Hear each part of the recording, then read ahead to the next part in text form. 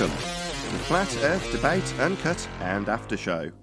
I'm your host Nathan Oakley, and if you are new to this channel, or you've not done so already, then be sure to subscribe. Hit the bell notification icon and join button if you'd like to become a Nathan Oakley 1980 channel member and keep up to date with the Flat Earth Debate. If you would like to support the channel, there is a super chat that runs alongside each of these shows while they premiere, and there's also a PayPal, Patreon and crypto link in the info box below the video. Speaking of Patreon, I'm going to do a quick shout out to all of you who do support me on Patreon, so a massive shout out of thanks and appreciation to Retro Bill, More Books, Canna Bear, Fibre Oats, Bogey, Michael Kahn, Rob H, Ben White, Maximum Gravy, John Kays, Patrick Gunnels, Banter, Will Brax, Mel B Styles, Troy Shuker, Hairy Blade, Mobile Max 777, Neo the One, Rob W, Open Minded, Reese Pound, Del West Watson, Maria Nealons, Unbelievable Productions, Blue Ridge Ranger, The Real Gabster, Liam Nedrick Jr., Abraham Mohammed, Skeptic 936, Life is Short, Texas Mike, and David Wayne Foster. So another massive thank you to all of you for supporting me on Patreon. Now I will hand over to whoever is in Discord and Google so you can enjoy their dulcet tones while I set up for today's live show. I'm going to put something on video and tell me what you think. Just say it looks like crap or it looks good. Not me. Of course, I look good.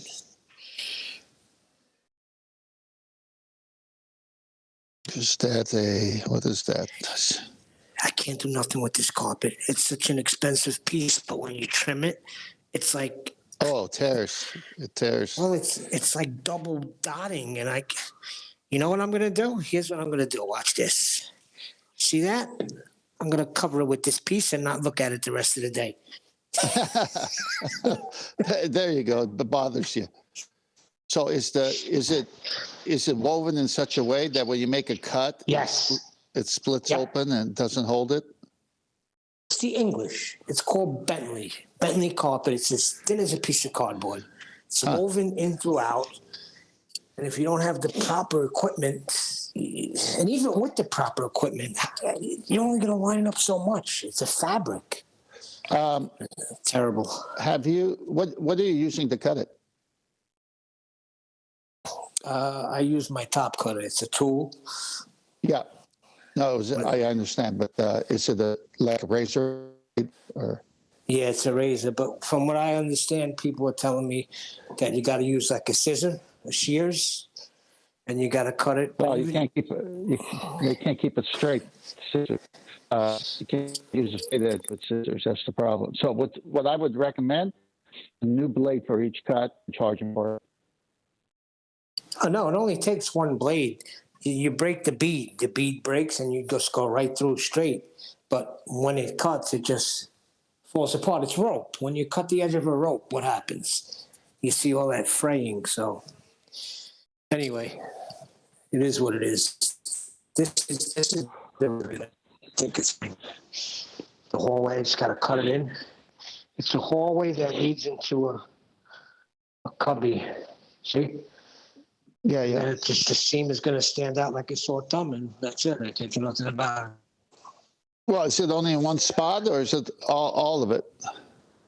Yeah, that sucks. It's only one spot. The other spots are pretty much lined up. See, once you got it glued, you're committed. You can't do a damn thing about it.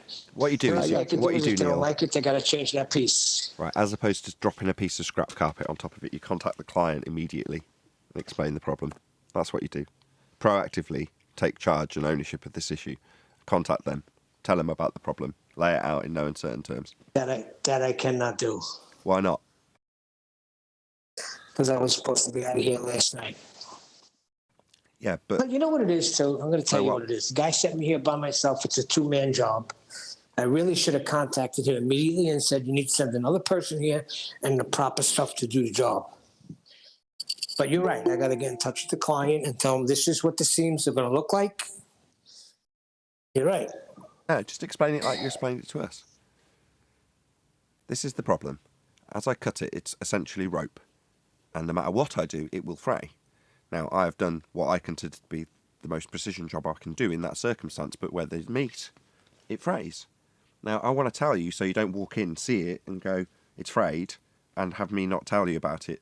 Because if they say, well, no, we need to come up with a different solution, you will need to know about that sooner rather than later, rather than when you're like, well, I'm 3 days out of here now, and they're like, no, we need to completely readdress this in a different way. You're going to be pissed. But if you know there's a problem, the best thing to do is deal with it immediately, take ownership of the problem, contact the client. That would be what I would do, but I'm not an installation engineer or, I was always a rep or a salesman, so it was never my problem. I was the one trying to fix a problem that an engineer had caused as a rep. So I'd be the guy on the phone to the client instead of you.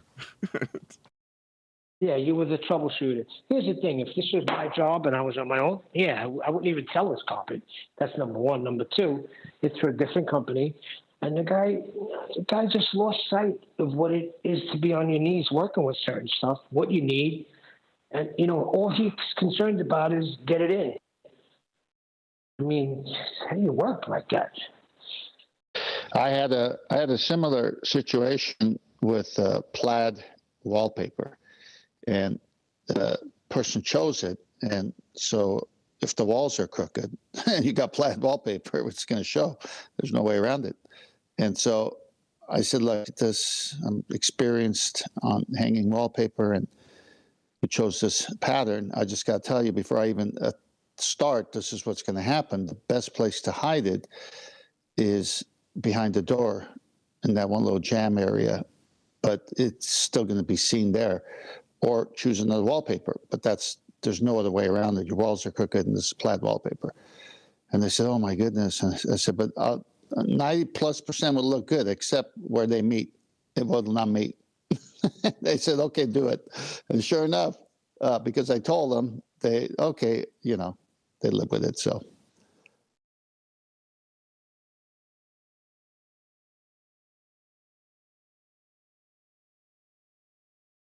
Yeah, wallpaper guys usually run into the same issues we run into. Yeah, well, that's why I said use a different blade each time, because I used to do what they call grass cloth wallpaper. It was actual cloth on the paper. And when you cut it, because of the way it was laid, you sometimes cut into each strand. You didn't always have the same strand hugging the side after you cut it. So, yeah, we had issues.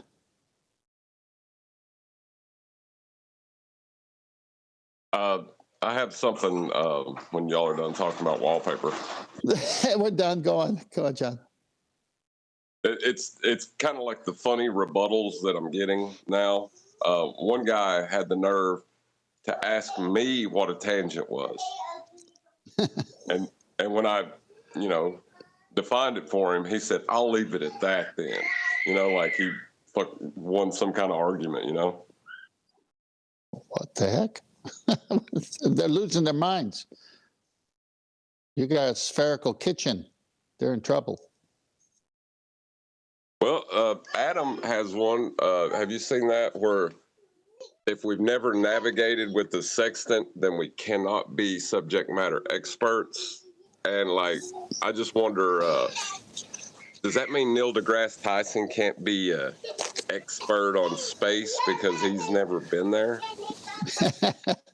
I saw Well, that yes comment. and no. There are no subject matter experts in space by that standard, because space isn't real. Good one.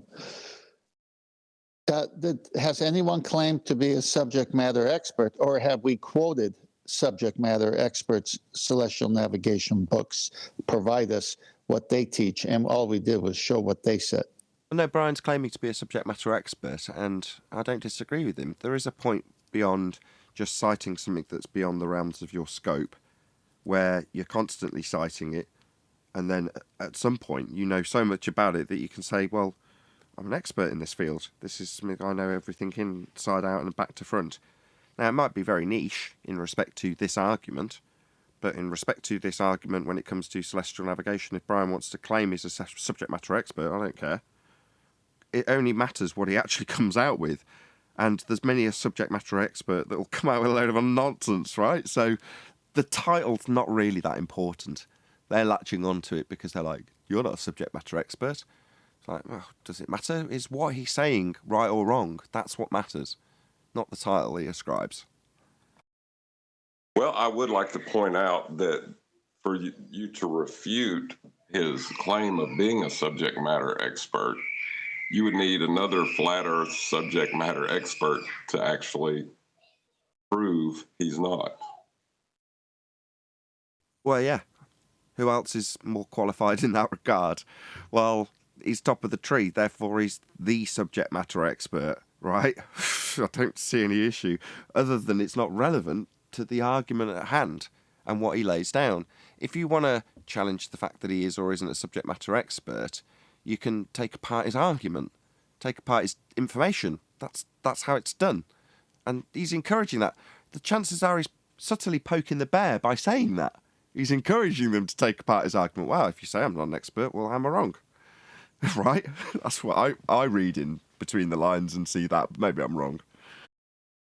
Well, I remember Prototad on your show, after I read the citation from a person who is on the boat using the and describing how he uses it and how it works. And after that was read, Prototad says, well, no, that's not the way it's done. No, I don't agree with that.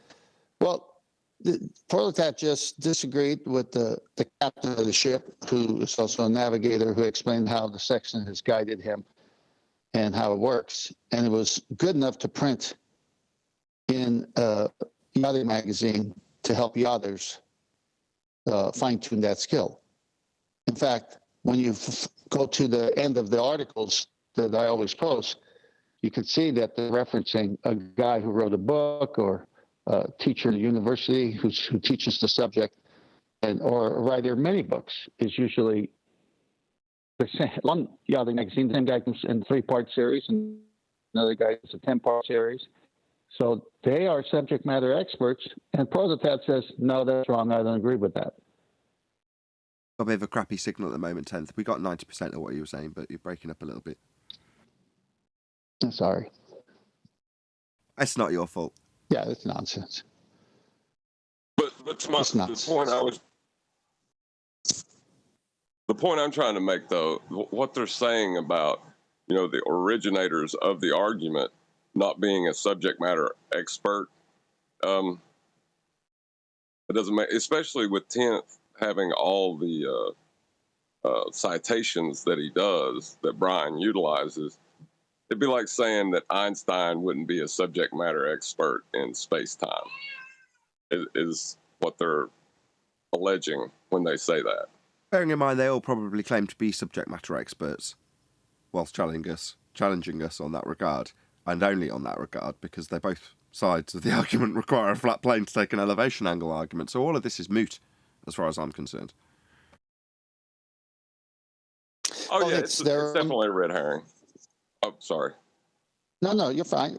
That's all they got to say, because everyone on your panel could do an elevation angle and be a subject matter expert with an elevation angle. It's not that hard to do. You can do it with a stick. You can do it with you can do Eratosthenes. He's a subject matter expert. I mean, an angle measurement is not difficult. I got tools in the garage that help me do it, and that's precisely how a sextant works. You don't even have to hold a sextant to get an angle measurement. And when the sextant is also an angle measurement, an elevation angle, well, they say we're dead, so we need to attack the person that they're not schooled enough. They don't have a degree. No, they're dead. They lost.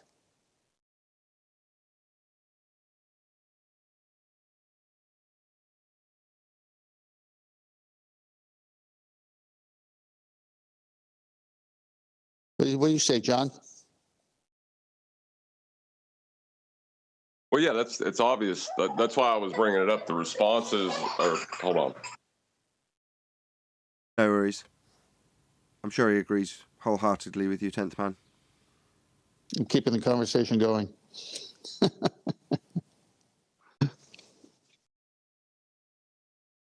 Hey, everybody. Yeah, I was just trying to say that. Hey, Brian. Oh, hey, Brian. Hey, Brian. I was just trying to say that the responses they're giving are just that. They're like responses that if you heard any other context of the debate happening and that was the responses given, you would ignore the person saying this stuff,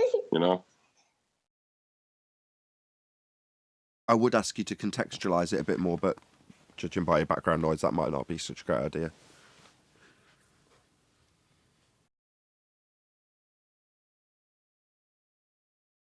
What I was saying is, like, say it's a political debate, and the Democrat makes an assertion, the Republican refutes it, and the Democrat then says, well, you're not a subject matter expert on politics, so you can't say that. Right. Is kind of the, you know what I mean? Right.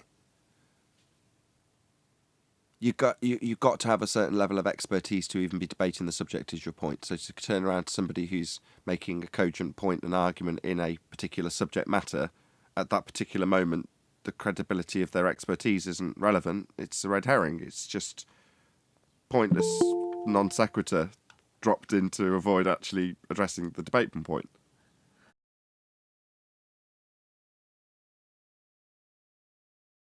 Hey, Arwin. Hello. How's it going? Do you have a good show? I haven't watched your show for ages. I'm really sorry. I drop in for a few minutes and then get distracted. Well, if you want to watch a really good show, watch my Sunday show. Today, I'm not really functioning optimal. I might be getting sick or something. The weather's so shitty. I got a headache. You're a little bit quiet as well. I don't know if that's just me. Oh. Am I sounding like inside of a tin can That's better again? now. That's better. Whatever you've done, if you just got closer. All right. Could I ask a question? I can only talk for a moment. I'm going to be driving. But did I ever claim to be a subject matter expert I thought you did. at celestial navigation? I thought you did. Did you not? I was defending you like you had. So there we go. Well, No, I was going to comment on that, Brian. Yeah, you had said it at one show that as much as you studied and know, you could be considered a subject matter expert.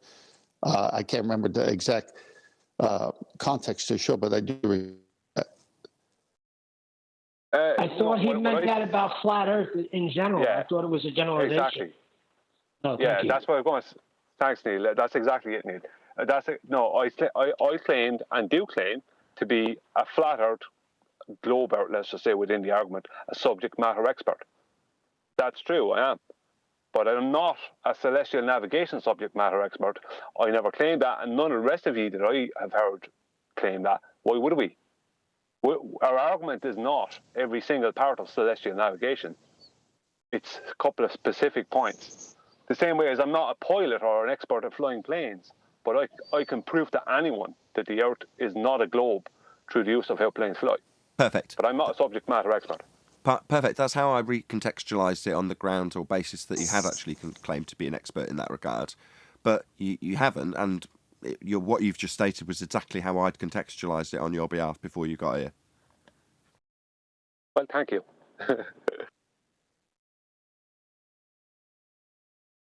Yeah, it's like it's just a straw man. None of us claim to be subject matter experts. None of us claimed to own ships or to be ships captains, or anything like that. There is a ship's captain on their side who has 30 years experience as a naval captain for the Swedish Navy, I think it's Sweden. And I mean, if he's a subject matter expert, then surely he can show us how an elevation angle is achieved on a globe, on a curved surface. No, we can't. Exactly. You can't get an elevation angle from a curved surface. That's something that no globe will ever demonstrate. All they can do, and all they are doing, is begging us for a plane at the moment. Constant begging for a tangent debunked in 2020, plane. Well, you can get 90 degrees to a tangent on a sphere. It's like, shouldn't you be trying to prove that you're measuring the sphere? Not drawing out imaginary flat lines to measure and justifying them with a tangent we debunked 2 years ago. Come on. You can do better. No, they can't do better. They have to use a plane. It's inherent.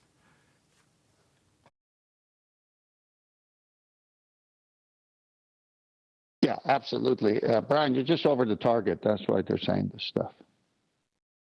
That's it, Tent. It's like once we're over the target, any of us, it's just pure straw man, red herring, vicious personal attack, whatever it takes, Well, I got one. I got one yesterday. I responded, so it's video, and sure enough, here it comes. Have you ever used the sextant? Can you show video, or something to that effect of me using a sextant? It's like, okay, yeah, I own one. I looked at the sun. I brought it down to the horizon, not the ocean horizon, but just at my house, just to see how it works, the mechanics before I go to the ocean and do it for real. But I've seen all the videos. The subject matter experts show me how to do it. The subject matter experts tell me it's an elevation angle from the horizon. And then you minus it from 90. Yeah, I know how it works from the subject matter experts. You need a plane to get that angle. The right angle, minus 90. You don't have a 90 on the curved surface. That's why you put your tangent plane there, because you're really doing it on a flat surface.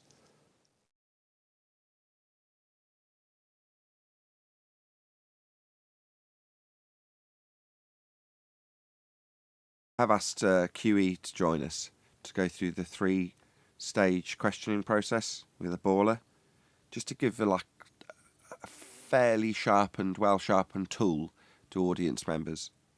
The three-step questioning. I don't want to actually go through it in case he does read my message and come on and do it. But do you know what I'm talking about for when and if he gets here? Yeah, I do. Yeah. Cool. Hopefully he'll join us and we'll do that. So,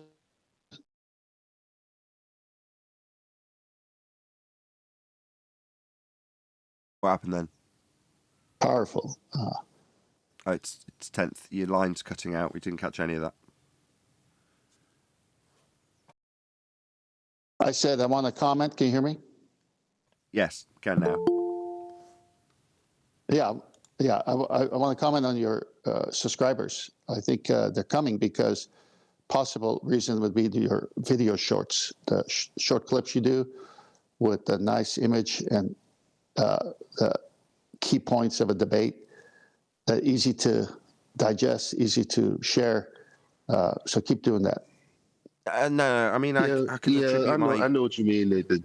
Nah. I know what you mean. I heard you being mentioned in 24/7 yesterday, specifically for the it seemed like a lot of people were talking about. Dang, what's the short that you released yesterday? With the young guys. I don't know. I don't think it's that though. Curvature from the past or something. Okay. It may be that. I just don't think so. So if it's something that I've done consistently for a while, like more shorts, which I have done for a while now, then I can see that increases the steady overall growth of the channel. However, just a jump by however many number, that typically is ascribed to something occurring. I don't want to detail the 2 things I suggested it would be in my comment, and please don't repeat them either. I don't want to give anyone any ideas. Right. No, but I'm saying the matter of fact, that's what it was. The video about the Rayleigh criterion. I think a lot of people were interested in that specifically because people in certain circles were talking about it everywhere I popped up. So it seems like, did that video get more numbers than usual? Because it just seems like everybody's paying attention, particularly to that video, like it was shared around or something. No, not especially. No more or less than any other video. And like I say, I can see that sort of thing in the stats. I can see the engagement with the particular video and then see the sources. So that I would know. I don't think it's that. Like I say, I can see that happening. And that is, you're right. I don't want to say no, you're wrong. Because you're right. The fact that people are talking about the show and talking about what we discuss here is the reason the growth has increased in terms of the amount over time in a steady graph, if you will. But it's not just a little jump that suddenly peaks for no reason. That I can always say, if I wake up and go, oh, there's a lot more than the typical growth would suggest. Now, there is one other thing, but although this may or may not be it, because I did this a couple of days ago as well. So I thought I'll just do a trial run, 12 hours apart from the live show, of just running some old shows that haven't necessarily been viewed by anybody who's subscribed to Nathan Oakley 1980. So the shows that have gone out as an uncut and after show on the second channel, let's say it's a month ago, or even longer, let's say it's a year ago, who cares? That's a much more niche audience, right?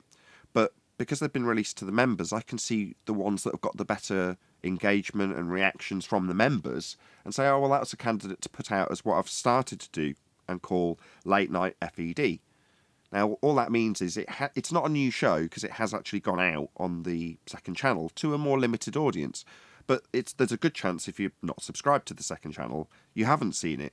So it might be new. So I'm not going to, beat around the bush and say, no, this is brand new material, because it isn't. It's been released on the second channel already. But it might open up my audience because it's literally 12 hours apart from the live show. So my reasoning was perhaps because I put on one with a Bitcoin challenge that was a particularly popular show. Maybe that just got punted out or shared a lot, and that's why it grew. Maybe that's the reason. But again, I can't. Maybe it doesn't necessarily correlate in my mind. It's not good enough. If I could grow my subscriber count just by putting out a good show, I try and do that every day, right? So I don't know. Maybe not.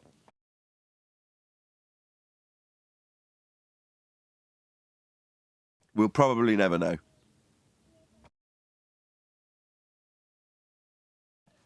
On the other side, it's nice that the show's growing. The subscriber count, when people come in and go, this show's dying, it's like, no, you're just paying attention to potentially a more broader scope of statistics that, while I might vaguely pay attention to those stats, all I'm really interested in is me and my channel. It would drive me nuts, and anybody, this applies to absolutely everybody, if you start comparing yourself to other YouTube channels, because there's millions of them, and there'll always be someone better than you. Even if you're at the top of the tree and you're PewDiePie, you're still going to end up in a battle with some foreign music channel, for whatever reason. There's always going to be someone. And if you do that, you just end up going nuts. All you can do is focus on what you do, how well you do it, and how that affects your statistics, and what you might be able to do to improve that. That's all you should focus on. Because if you pay attention to yourself in isolation, it's something you can proactively do something about. But when there's things that happen outside of what you perceive as your proactive control of that growth, you go, oh, well, what's that? How's that happened? And you start doing digging and questioning, and you just want to know why. Or at least I do. I want to know where all my stats come from.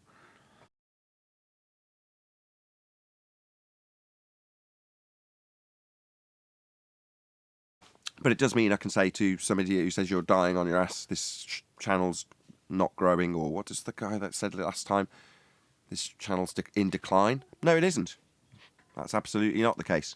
I look at my stats and see the little green ticks and go, yay. Yeah, I found that funny. Does it sound good enough for me to talk? Yeah. Okay. Yeah, I found that funny when he said that, because what's he doing on the show? If this is a dying show, what's he doing on a dying show?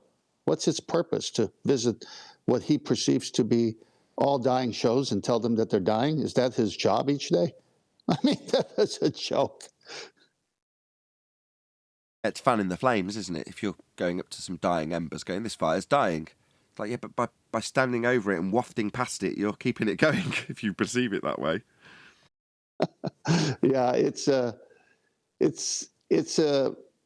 the flat earth debate in today's society, at least in America, you guys are there and others, people all over the world, it's got to have the same kind of polarizing effect that I'm getting from people who mostly are not willing to sit down and truly discuss the matter for its merits. They just are programmed to think people who believe this is crazy, just like how the media programs people to behave. So to even have a show on this subject, 5 days a week, thousands of shows, and growing and sustaining yourself, that's a victory. That is awesome.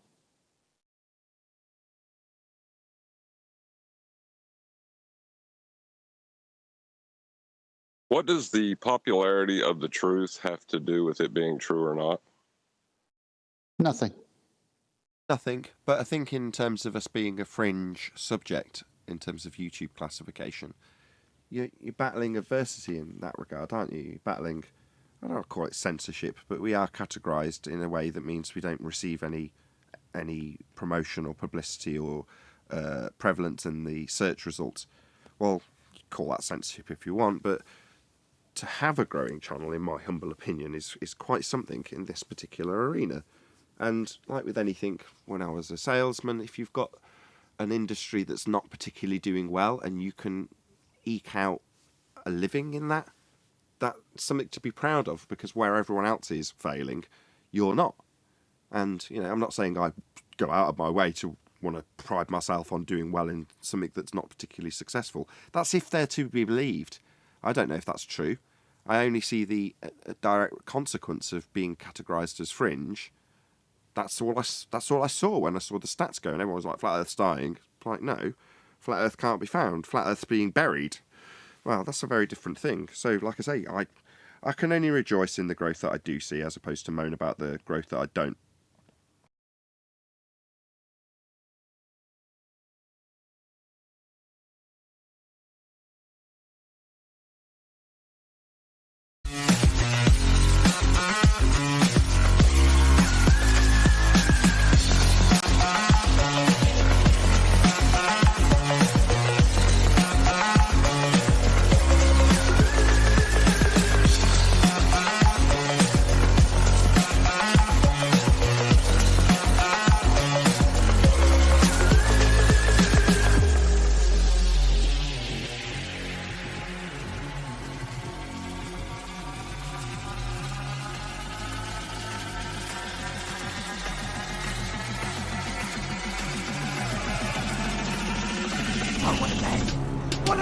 Welcome to Flat Earth Debate Live.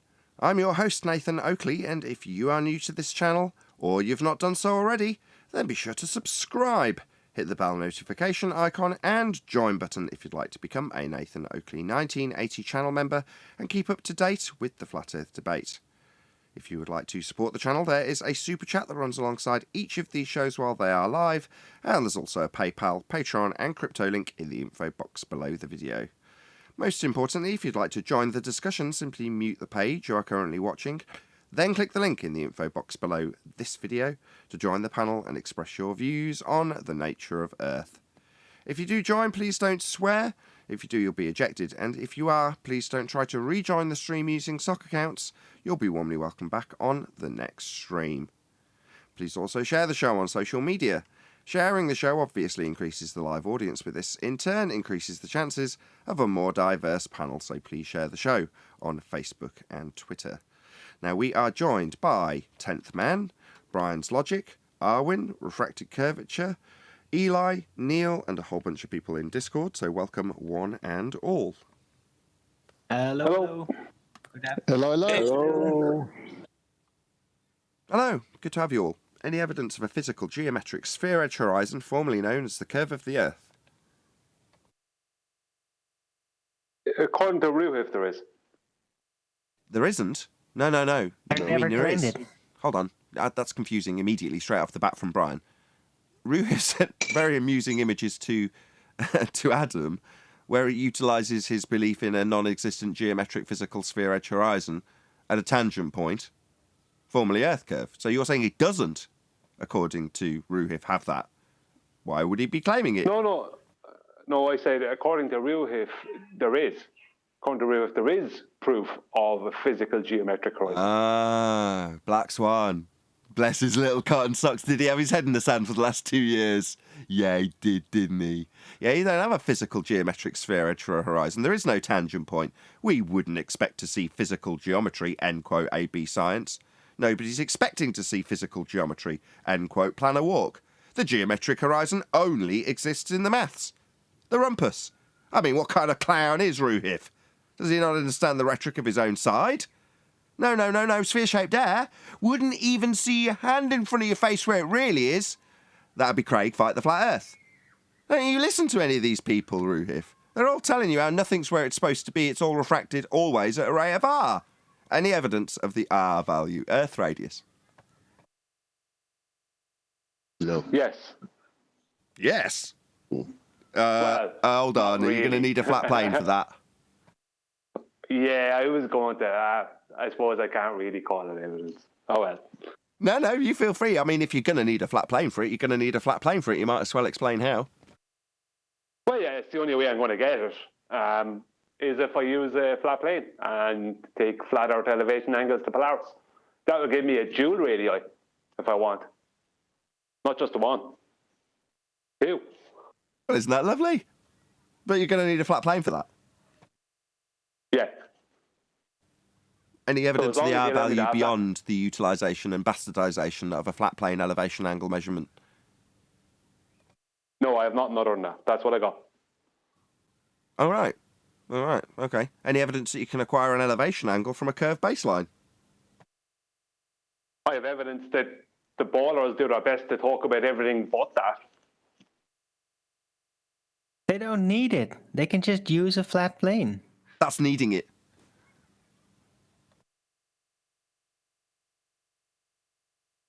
Any evidence of the distance to the sun? Let's move on. Well, if you divide the two-way speed of light by 16, it still works perfect in the real world to the point where we wouldn't notice any difference with radar and speed guns, cop, police speed guns, all these kind of things. So the only thing that it would affect would be distances and sizes of celestial bodies. And distance to the sun, then, well, I don't think there is any. If the two-way speed of light calculation can just be broken down into 16 and still work. Yeah. Anybody in Discord? I don't know if there's any ballers in as yet. Anybody claiming a height for the celestial objects?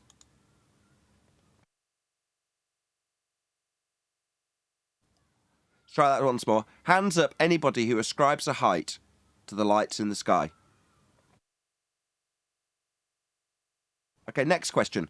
Celestial navigation, which we are currently debating about, as is a proof the Earth is flat, it requires it to be so. Given that that's the case, is there anybody out there that's going to actually object to that claim, the celestial navigation claim? Because that doesn't ascribe a height either.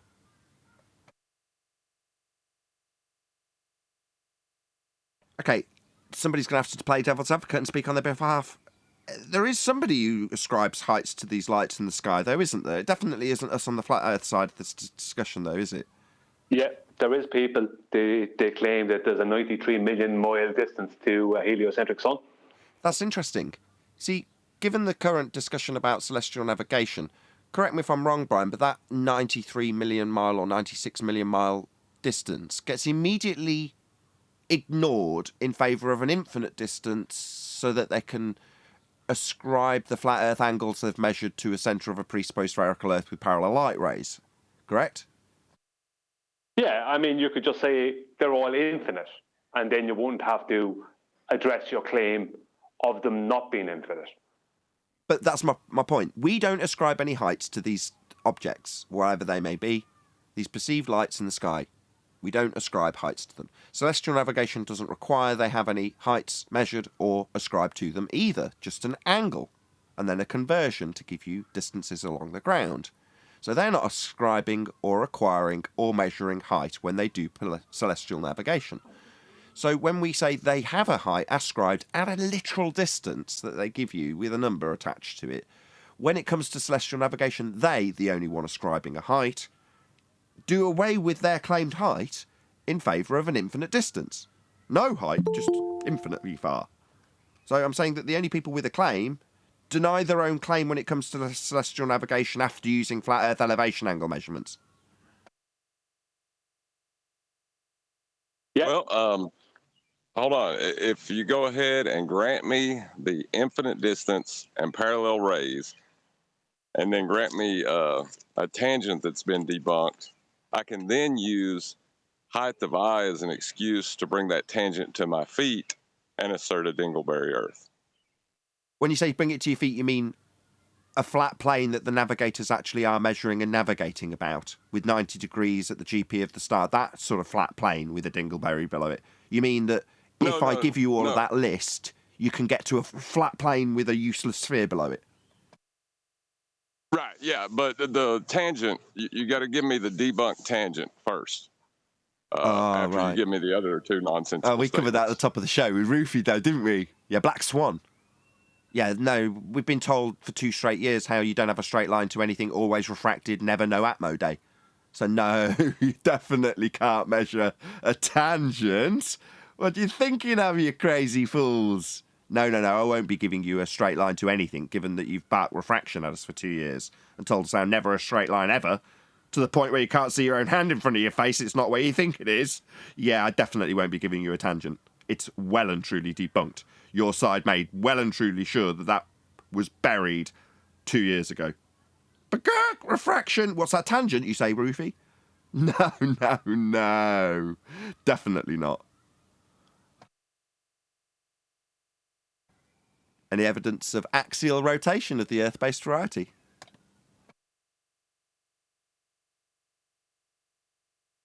Morning, guys. Hey, Chocolate. Morning, Chocolate.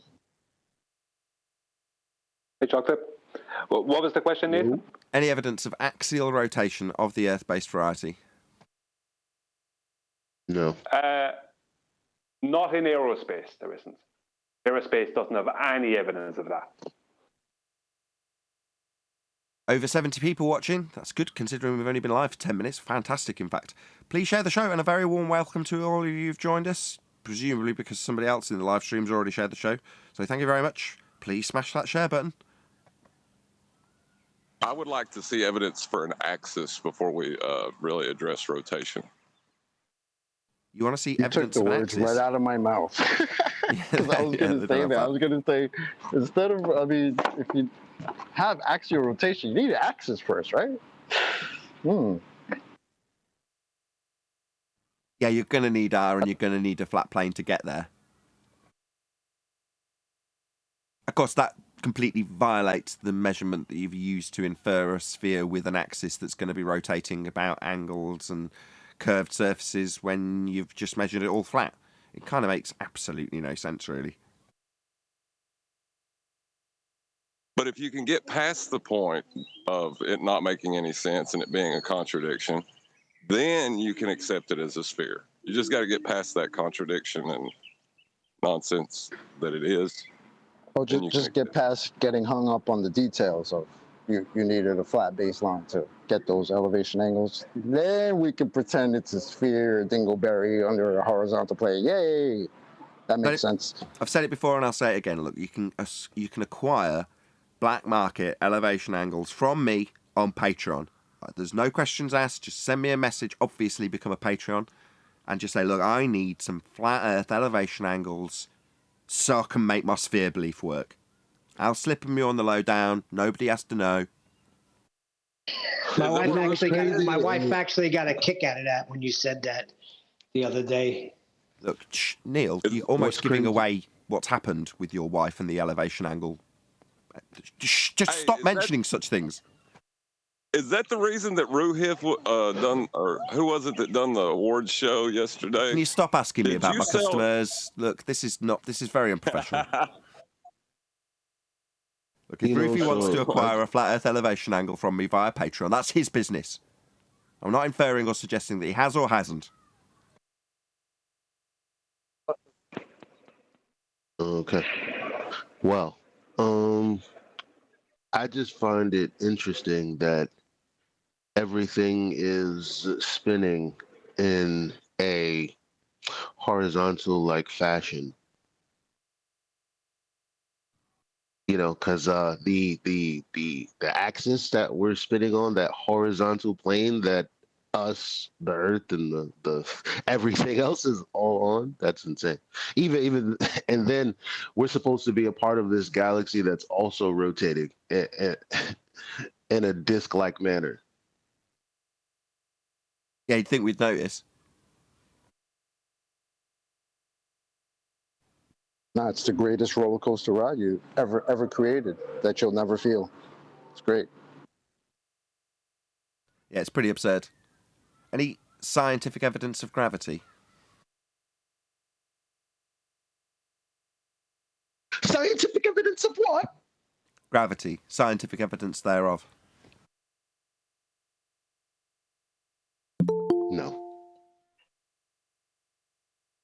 Well, if I can get you to assert a cause to a downward bias that doesn't exist, I might have an argument.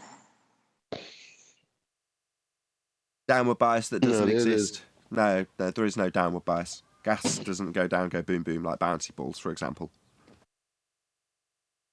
We might need to change the question. So, is there any observation of gravity? Because if there was scientific evidence, there would be an observation first. Ah, there you go. That's why it's phrased that way.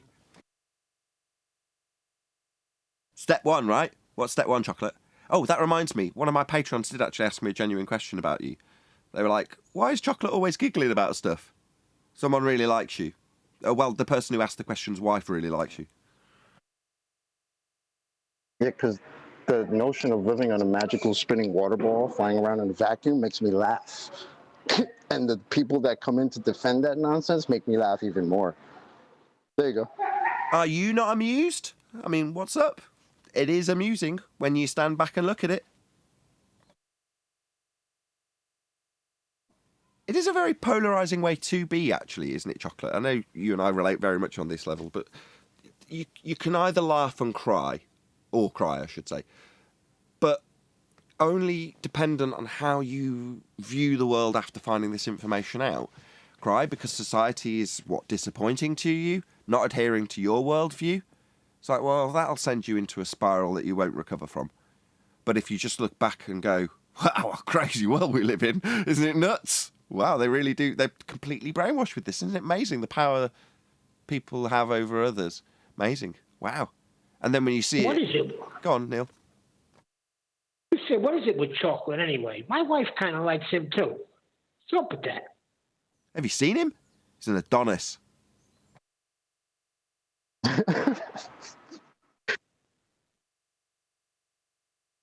Anyway, enough about I Chocolate. never went into that spiral after finding out the world actually became very mysterious and magical to me, right? And not the magical of, oh, I'm on a spinning ball, but the magic of there's so many things that I don't know now. And there are probably a whole lot of things that I'll never know, but that's okay.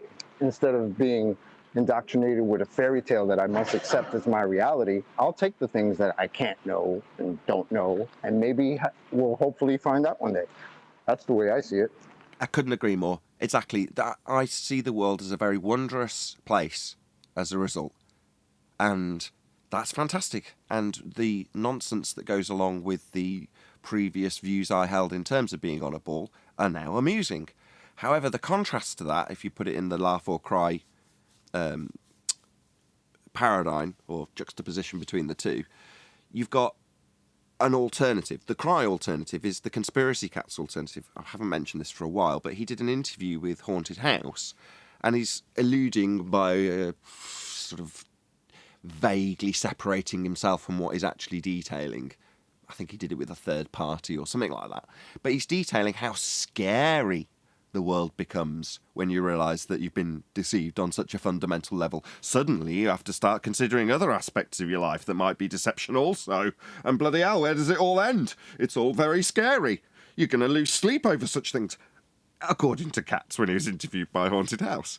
So I'm saying that that's the other side of it for me. You know, that's the symbiotic relationship that we held in terms of our amusement of how nonsensical the old paradigm is versus what we try and disseminate to an audience daily, versus somebody who's come across it and gone, holy crap, that's terrifying. It just can't be the case. There's no way the scale of lies is that big. No way, I'm not having it. I'm going to fight for it to not be the case. And then you're basically in the crying boat, right? That's where I see us in the same place. One person viewing it as hell, one person viewing it as heaven. The wondrous world I see is fantastic. Chocolate's obviously agreeing. They see the same exact arena, the same place, with the same people as their hell. Well, that is also quite amusing. Well, I see it as both. I mean, it's really, I guess, dependent upon my mood, but sometimes it's depressing, you know? Other times I want to laugh at it. Only depressing from a societal standpoint.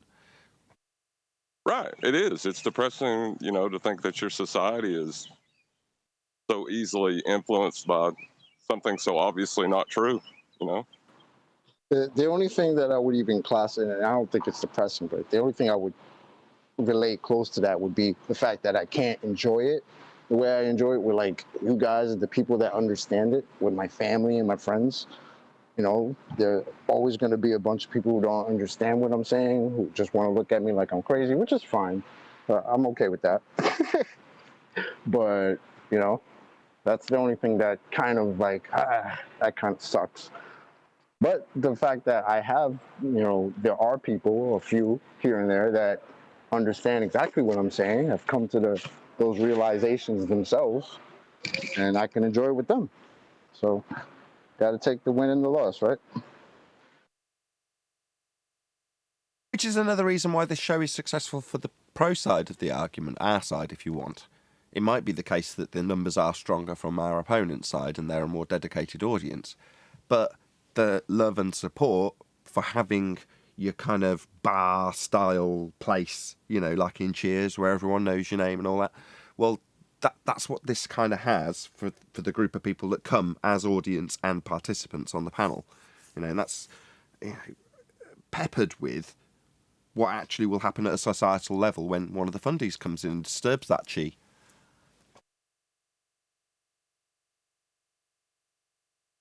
When There's you always got into this subject, Go on, John. I was going to say, when you got into this subject, did you ever think that you would, like, at the beginning of it, did you ever think you'd be the one defending geometry and science against the Globers? Not in a million years, no. Well, especially because when that started, all we were told was what? Flat, furfur, or whatever they want to call us. Do you think that science doesn't prove that we live on the globe? In that We vein, got all this science, just yeah, exactly. like that. In that vein, any single viable hypothesis from any of the fields of astronomy, cosmology, or astrophysics?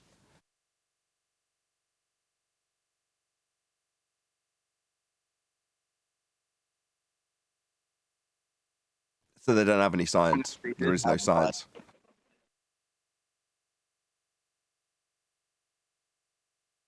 Well, you'll never develop a hypothesis if you think that it's a heliocentric universe. No, you're going to start out with R every time and you haven't got one. You're going to be begging the question. You're not going to be observing naturally occurring phenomena when it's naturally occurring phenomena with the pretense that it's moving around a heliocentric sphere Earth in a vacuum. Speaking of which, any evidence you can have gas pressure without a container?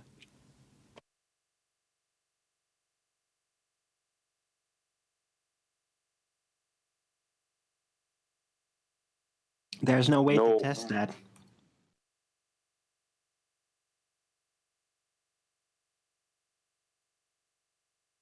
Comes in fits and starts with the sky vacuum argument, doesn't it? You'll occasionally get a newbie that'll just wander his way in or her way in and just start arguing the toss about there being pictures from space. It normally is a gauge of how new they are to the arguments, actually, if they start talking in that fashion.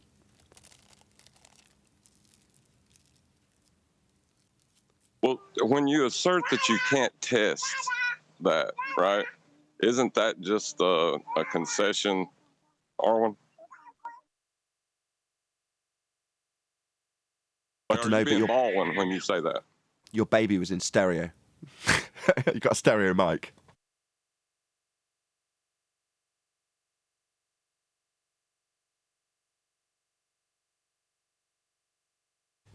Yes, nobody cares, clearly.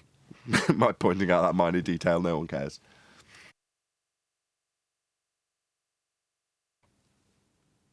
Is this a show? Go on, Brian.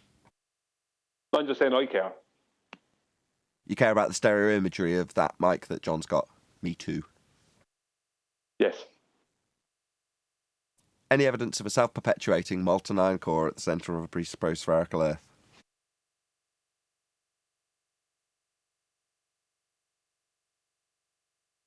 Nobody talks about that anymore.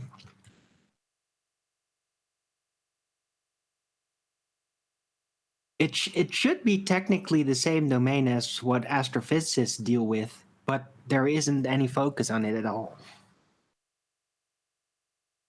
Well, it seems like a lot more... If you've got a sphere belief, it would be much more attainable. Would you not agree? You know, they talk about going out to the fantasy land of the sky vacuum to travel to a rock they claim is Mars. Merely a light in the sky as far as I'm concerned. But either way, they get there and they're doing all sorts of stuff with robots and drilling and stuff. You go, well, you're already here. There's no journey to take place. Just figure out what's at the centre, right? Should be a doddle, considering the feats you're claiming take place in Narnia.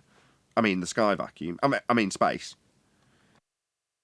Yeah, you would think it would be easy peasy, right? I mean, supposedly they're sending metal boxes out there that land on asteroids, and they can collect data and send the thing back. They can do that, but you can't get like 9 miles down on the ground that we live on. Well, That's ridiculous. We got a problem, Chocolate. The dingleberries don't have a core. Maybe the horizontal plane on top of the dingleberry is too deep to get through, and we can't get to the dingleberry. What horizontal plane would that be? The one that they need to get an elevation angle. Well, the one that's not the sphere surface, but is actually what the navigators use, measure, and navigate on. That horizontal plane. Yeah. Which is cool, because they told us they're not talking about the surface anyway. Their sphere surface, of course. Yeah, John likes that. I'd just like to say that the molten iron core is the globe's dodgy uncle. They don't want to talk about him. Dodgy uncle? Yeah. Nah, they got a whole elaborate story, the heroic story of Thea smashing into Earth and then the debris forming and coalescing through gravitational accretion the moon that we now observe. That's why the petrified rocks that are in these museums, you know, they're obviously part of Earth originally, you know, billions of years ago, or however long they say, when something smashed into us, depositing a nice juicy molten iron core, oversizing it, and meaning it's not slowed down and cooled down in the time frame that they set out when they made up that story about the heliocentric model. You know, it all makes perfect sense when you talk about Thea. So I don't think it's dodgy uncle. It's got a very cool backstory. That sounds like an excuse somebody would give for their dodgy uncle. Yeah. The bedtime story about Uncle Freddy. Let's not talk about it anymore. Ready. Well, they could only do that story when they're not practicing celestial navigation, because then they don't have to have that plane on top of the presupposed sphere with the presupposed center. So when it comes to celestial navigation, it's embarrassing, because the dingleberry underneath the plane, which serves no purpose for navigation, goes away with the center and the molten iron core that doesn't exist. Shout out to Retro Bill for the super chat. He says, great to be listening live again. Thank you very much indeed, Retro Bill. I noticed the Wikipedia blurb beneath the video has been updated to include the claim that the globe Earth has been, quote, scientifically proven. Wonder if this show might be responsible. Yeah, I will take full credit for that. I'm going to say yes, Retro Bill. We are solely responsible for them updating the tramp stamp to include scientific. There is no natural phenomena when claiming a globe Earth. There's no means to scientifically validate it. It's just typical flat Earth tramp stamp from Wikipedia that makes no sense. How are you supposed to validate a concrete noun? If Earth is a sphere, that's a concrete noun. That's not an observed phenomena to observe the cause of and figure it out with the method. It's just absurd to say it's scientifically proven. You've scientifically proven a sphere Earth. That's not a phenomena. You can't even adhere to step one of the scientific method, let alone claim its scientific validity. It is nonsense. I like that, though. Before, I agreed with the Wikipedia tramp stamp. I'm like, they're describing flat Earth as an archaic model. Yeah, I'll go with that. Models are reifications. Archaic if you've modelled it. It's not even a model to be modelled. It's an aspect of the world we inhabit. So I agree in terms of describing a model as archaic, that reification. Suddenly it's changed to, no, actually scientifically valid. What? So you're just going to literally put the magic trick right on the tramp stamp? The magic trick of claiming anything that you make up as a just-so story has got scientific validity when science is the observation of a natural phenomena and your desire to figure out what caused it through a method. Step 1, observe phenomena. Step 2, formulate a hypothesis. If this, then the phenomena will happen.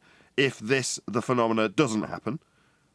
And then go forth and validate it with an experiment. That would be vary what you think causes the effect you observed in step 1, see if it causes it. If it does, you've proven your hypothesis correct in the alternative. If you don't, you vary it and nothing happens, you've proved your null. So you prove something either way, but you've got to start with a phenomena. Globe Earth's not a phenomena if you're going to claim it at all. Number 1, it's a reification of a model. Number 2, it's not a phenomena. Well, there is a lot of people on our opposing side that would claim that they see the effects of curvature every day, and we just deny them. Yeah, it's right in the curve maths. The begging the question proof of nothing perspective hijacking curve maths claim that physical obstruction at a tangent point gets in the way of boats and buildings. Ergo, you've got a physical edge with boats falling over it in a globe Earth. Well, that was debunked 2020, Black Swan.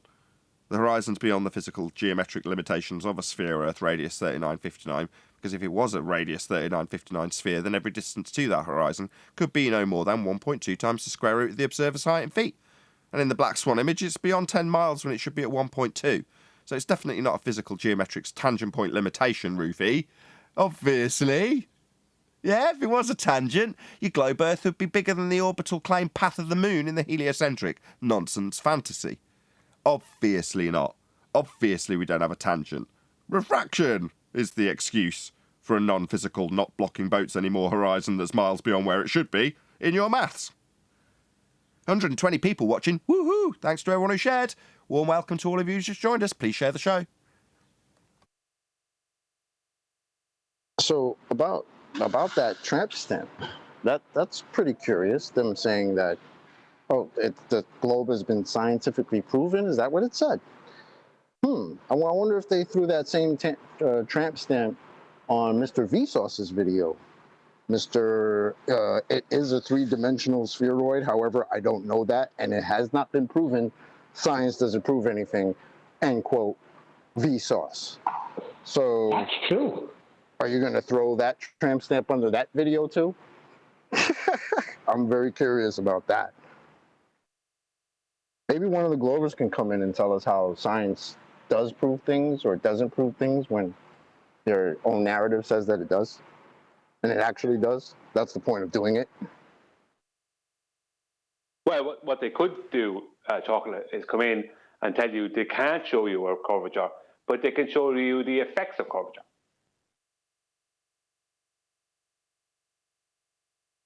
That's nice. You mean that effect, like you mean like boats and buildings disappearing in the distance? That effect, that old wives' tale, that one. Yeah, a star is going behind the geometric horizon.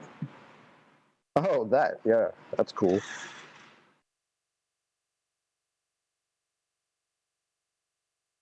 I think that concludes the housekeeping. Did we cover everything? I think we did. Excellent. So I've got a... Nathan, Go on. I got a citation for you in Master B for Distance to the Stars, from time and date. I've posted it before.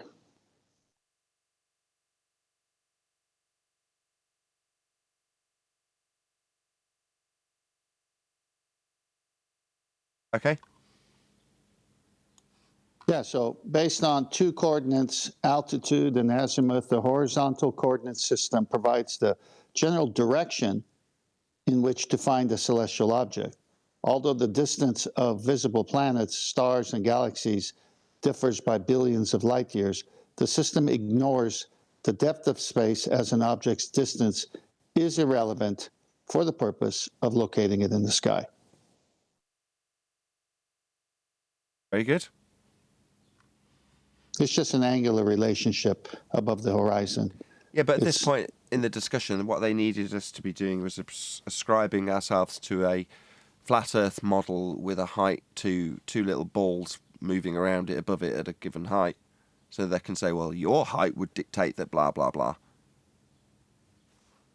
Yeah, but the height is not ever part of celestial navigation, even in the method they say they do on a presupposed sphere, which they need a plane for to even do it because they can't get an elevation angle on a sphere. So it's, I don't even know how they could even start. They must not be reading the books on celestial navigation. Shout out to Godzilla37 who says, any chance Nathan missed a super chat? I think I did. I did put it on screen, but then I forgot to shout it out. I'm really sorry, Godzilla. So sorry. Thank you for the super chat, though. Really appreciate the support.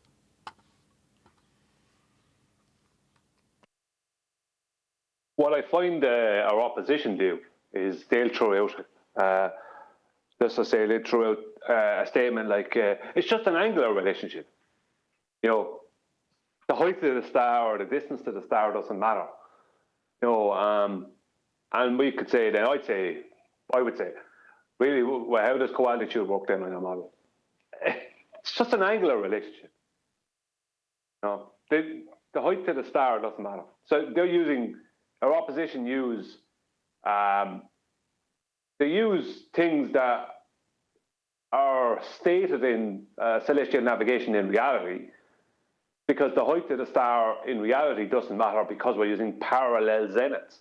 But they then want to take these statements and mix them in with the cake that they're making, you know, the cakes for our globe, and ignore why the height to the star doesn't matter.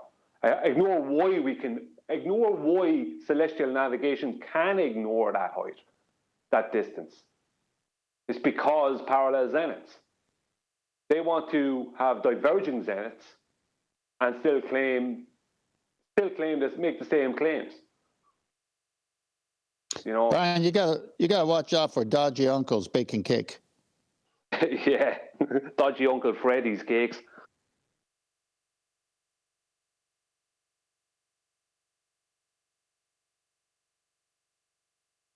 Well, when you're talking about like it's only an angular relation, like if that's the statement you make, then you're accepting a flat plane at that moment.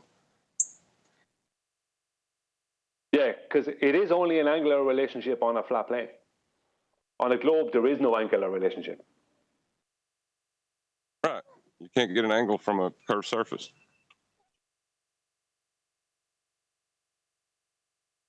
Exactly.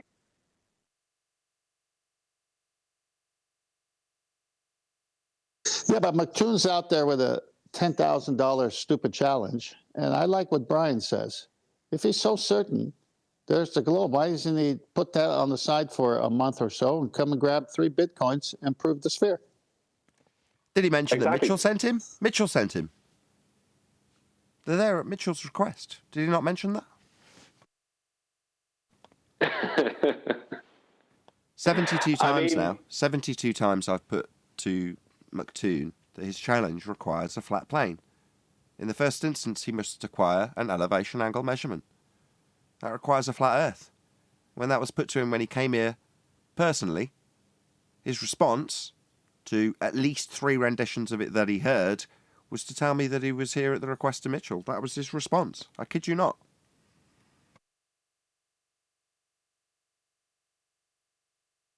Well, I don't see why somebody who is so adamant that it's a globe, that they're putting 10,000 US dollars up for a flat earther to do some celestial navigation and prove celestial navigation works on a flat earth, because that's what the 10,000 is for. We're supposed to prove that celestial navigation works on a flat earth. Now, besides all the stupidity that's within his challenge, and there's lots of that, the fact that he thinks that he can put up a challenge of $10,000 for us to prove the celestial navigation works on a flat earth. I mean, the reverse of that would be, well, you obviously believe that it proves a globe. I mean, why is he not out there getting those 3 Bitcoin? I mean, Bitcoin, it's gone the way up. I mean, Bitcoin is going to be worth a few bob in the next few months. 3 Bitcoin, get it, you know, you'd be doing very well getting 3 of them. I mean, I'll tell you why. Brian, I'll tell you why, because when he starts off by presenting it as a so-called globe proof, step 1 will be to measure a flat Earth angle. That's why. Yeah. He's not doing it. And ever since I said it to him on YouTube in a comment about a week ago, he's gone quiet. The amount of people coming at me about this challenge have gone quiet. Because if the Earth is a globe, then his challenge, done in the reverse, or just done, would prove it. Prove it to him. Listen, Brian, they just put their thing out there to deceive their audience, make their audience like it seems like they're doing something, because they can't do anything with this. Their hands are tied. It's over.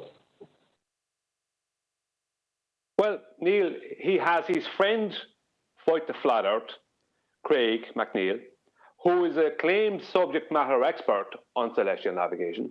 And they also have Arctic Reflections, who is a 30-year naval captain in the, I think, Swedish Navy.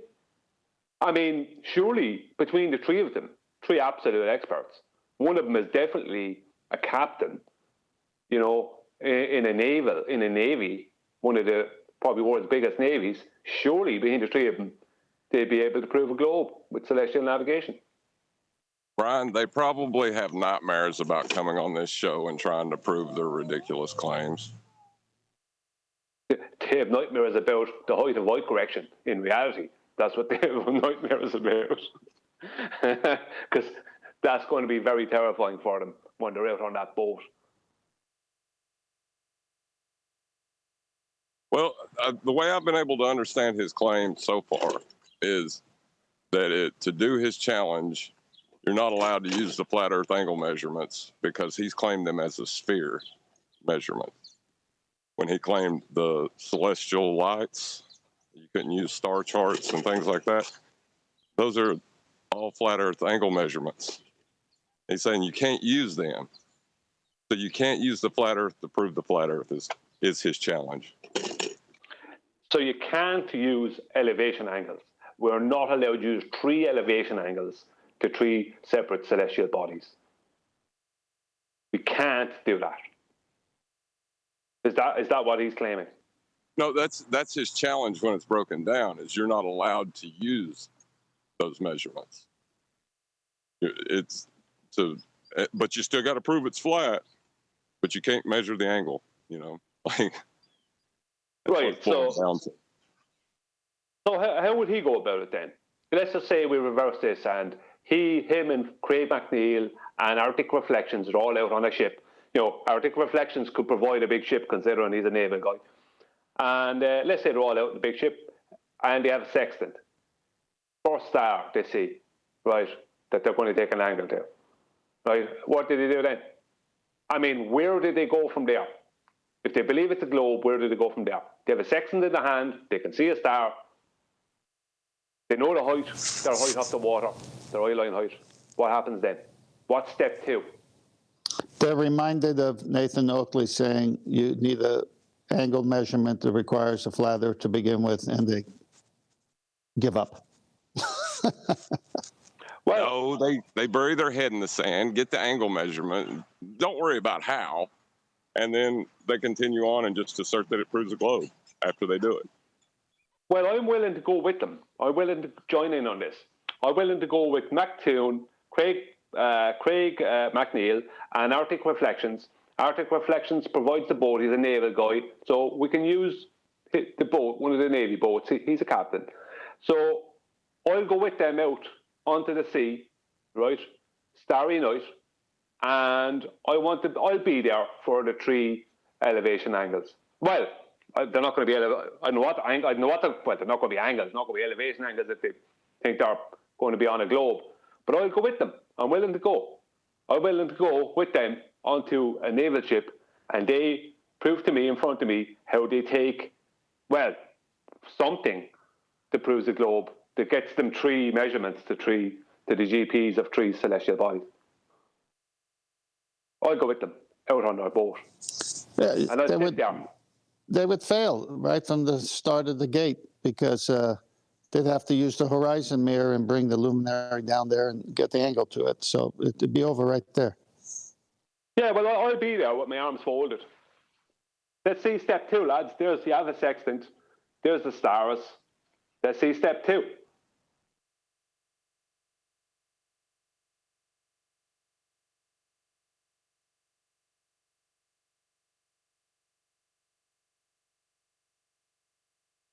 you there, Extremesis? I'm here. What did you make of Toon's performance? I don't know. I didn't think I watched that one Good answer. or heard it.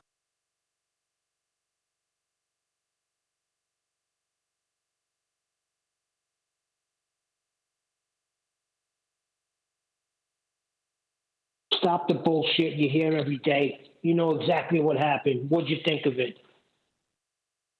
When did this happen? No need, Neil. Don't divine his bloody thoughts. If he says he wasn't here, just take him at his word.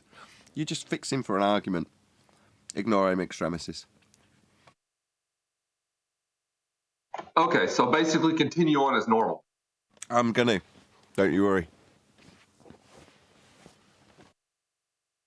So the reason I ask Extremesis is because the comments have continued to come in, people noting how poor their performance is. I've trimmed it out. It'll come out on Saturday. It's members only at the moment, so if you want to watch that trimmed version, just edited down so it's a bit more concise, less gaps and such. Then, yeah, check it out when it comes out on Saturday. I've called it 69 tea bags. I did release a short of it as well.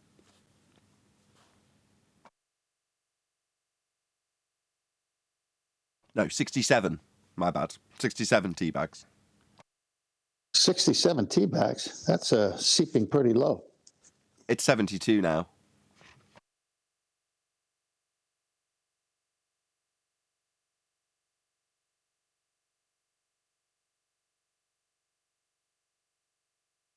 Does he get a discount when he gets to 100? Are we talking about flat Earth elevation angle measurements now, or what? Yeah. No, there's no discount. Just hit me up on Patreon. Say you need an elevation angle measurement from a flat Earth. I'll sort you out. No questions asked. If you want to use it for, I don't know, setting out challenges, saying how you can't use these on a flat Earth, as long as no one knows where you've got them from, all's cushy. You know, this is one of those situations that they can't get out of, because anybody in the audience could go look at the citations and references that we've shown on celestial navigation, listen to what they say about celestial navigation, then go read those books and say, well, they're disagreeing with celestial navigation, and all that flat Earth debates is doing is reading how it works. So they lose instantly. That's why they have to come here and do an Academy Award show for you and say Mitchell sent them, because they can't debunk this.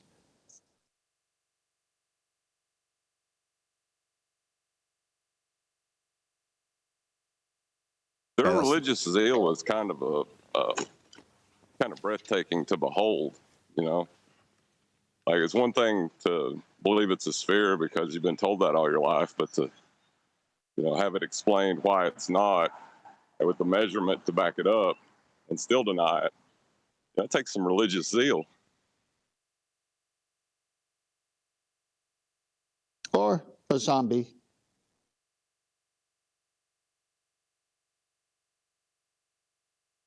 I'm going to call that the third lull in this conversation. So I'm going to do a bit of plugging of my own.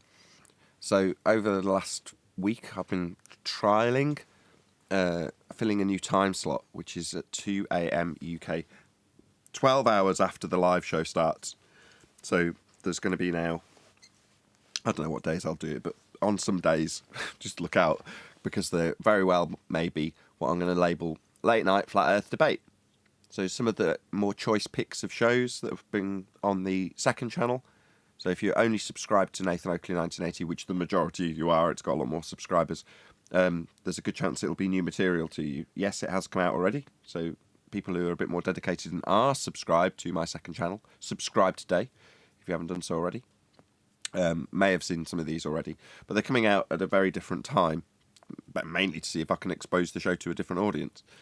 So that's something that I plug now. If you're like, oh, it's way too early. Well, there'll be an interactive audience with a chat going by at a period that's 12 hours after the live show comes out. So hopefully that's convenient for everyone. Plus the shows have been a bit more vetted because they're currently members-only shows. So on Nathan Oakley 1980 channel, you can watch almost every show as a member. but they get various reactions from the members, and there's enough of them now for me to gauge how good a show is. So I'll be picking the ones that have had a better interaction or a greater viewership from the members. So they'll be good shows, basically. So those are the ones that are going out. They'll go out 12 hours after the live show normally starts. So it's 2 p.m. UK for the live show, and it's going to be 2 a.m. for the late night flat earth debate shows. So be here or be sphere. If you're around at those times, there'll be some people chatting in the show. Yesterday's was the most recent Bitcoin participant, so it was the Dearth Trap show, which has done very, very well. But I wouldn't expect it not to, as it was an exceptionally good show. But there we go. So check it out. My little plug. I listened to one of Bev's shows there recently in the past few days. And remember that guy that came on with him and his two friends collaborated within Stellarium, and they all three of them looked at what he claimed to be the Southern Cross, which was the wrong thing to be looking at. And they made a Stellarium observation that can only work on a globe. Remember that guy trying to win the Bitcoin? Yeah. Yeah. And he said that when he came in to your show, this show, that all that happened was he got shouted at. There was not a word about how he didn't know his own claim and had to be corrected several times and was laughed out of it in the end. Or about how his claim is from 2015.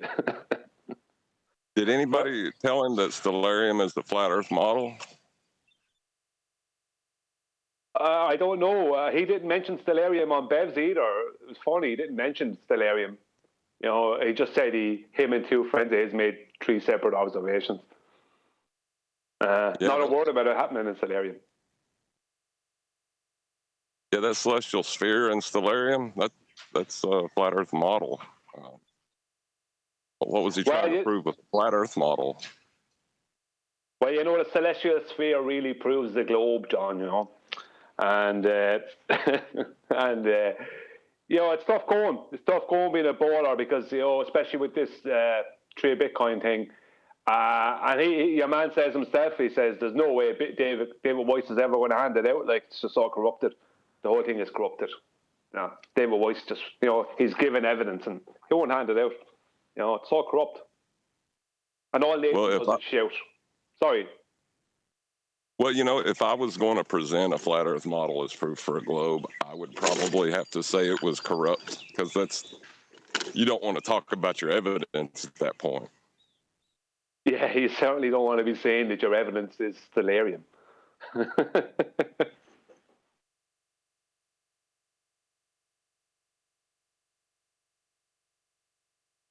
Well, you can check that out. So that's the most recent upload. If you go to videos on this channel, Nathan Oakley 1980 channel, I should say, as this might be on another channel.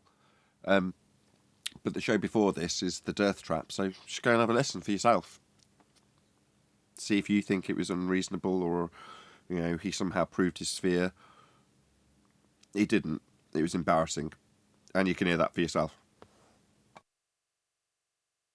Well, usually they end up telling us about how flat it is or how they can't prove anything either way. That's their two positions they end up taking when they try to enter into the debate about it.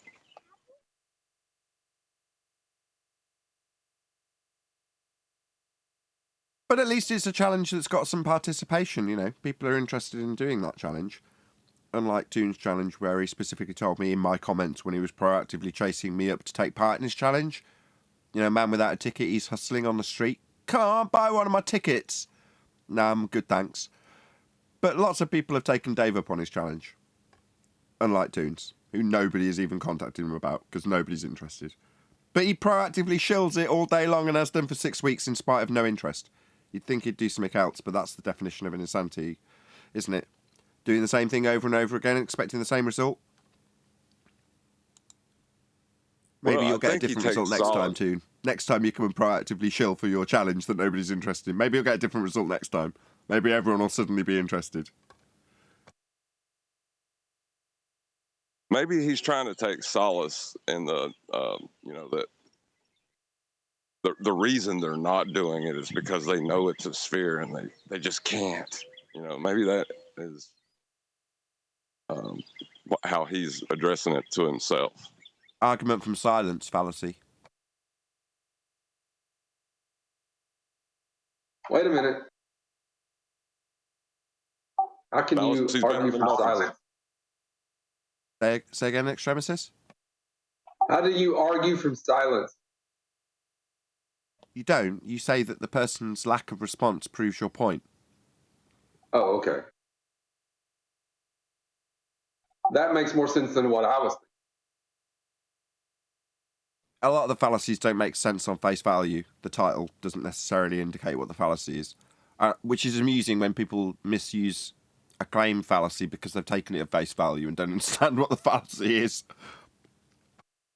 I'm not begging for anything. Oh, what was the one that Gem Panda said about begging the question? How can I be begging the question? I've not asked anything.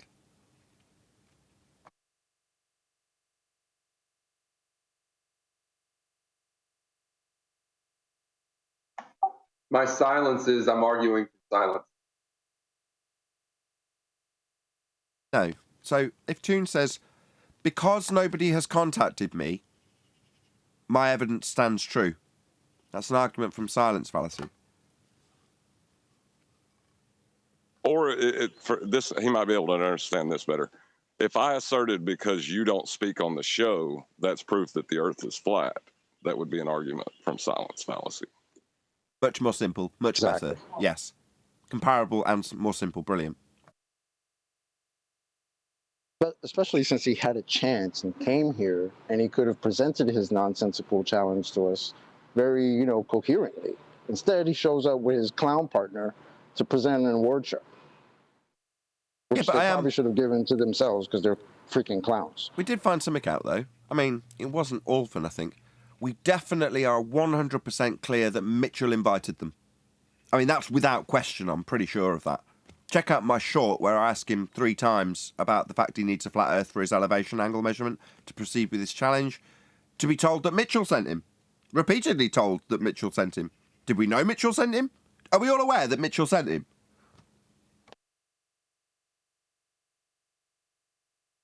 Yeah, I heard it. I heard the amount of times he said it. I was just like, okay. The best part of that is when Nathan says, I heard you.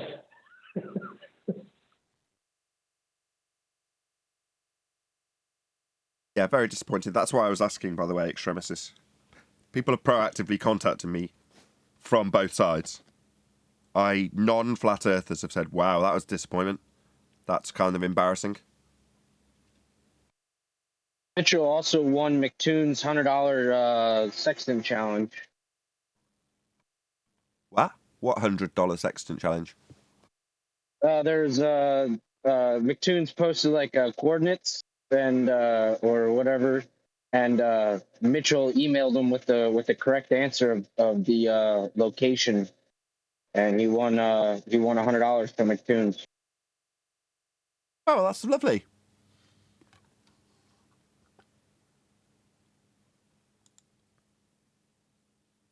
Shout out to... Can I make a little joke?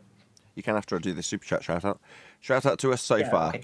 I believe Dirth would pay up if he lost. But how do we prove to ballers the Bitcoin's legit? Nobody believes me when I send them here. I don't know, actually. I don't know because it's not my challenge. You'd have to quiz Dave Weiss on that, how he proves that he's got that Bitcoin. I don't know how he's done that. I think Chocolate can prove it. He's got the... crap, I can't remember what those numbers... Yeah, go ahead, Brian. You can probably... Blockchain, blockchain or whatever. It's all there. It's all there. You can prove it if he has it or doesn't have it. That's good enough for me. The word of an Irishman. Can I make my joke? We never lie. Absolutely. To be sure, to be sure. Can you guys hear me? Go on now and tell your crap joke. Yeah. Now, I just wanted to remind everybody about all these anti-flat earthers that show up in the chats every day to tell us how the show is dying. And then the irony of it, because, they are basically a part of what keeps on watching us. So if they wouldn't be showing up every day to tell us how we are dying, then we might just be dying. But here's the thing, they can't help themselves. They have to prove themselves wrong. That was more of a declaration than a joke. Yeah. I find it It's true, interesting. If they realize that if they didn't show up, then we might be dying, well, they still have to do it. They just have to show up to contradict themselves, to immediately prove themselves wrong by showing up. A joke usually is a punchline.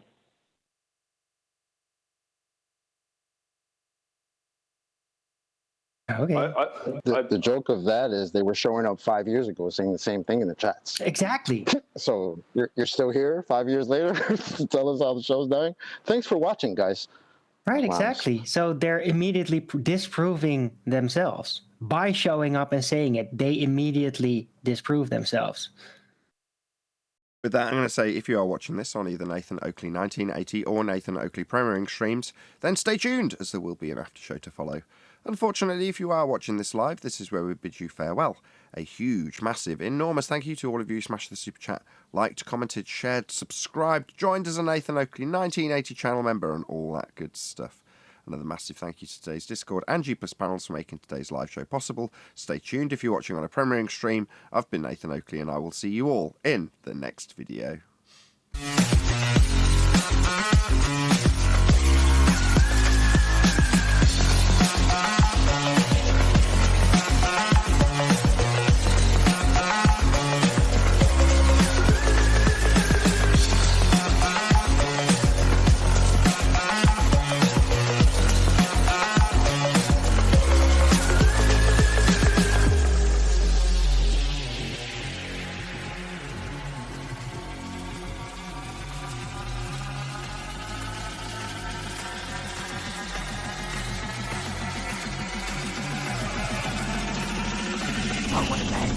What a lovely day!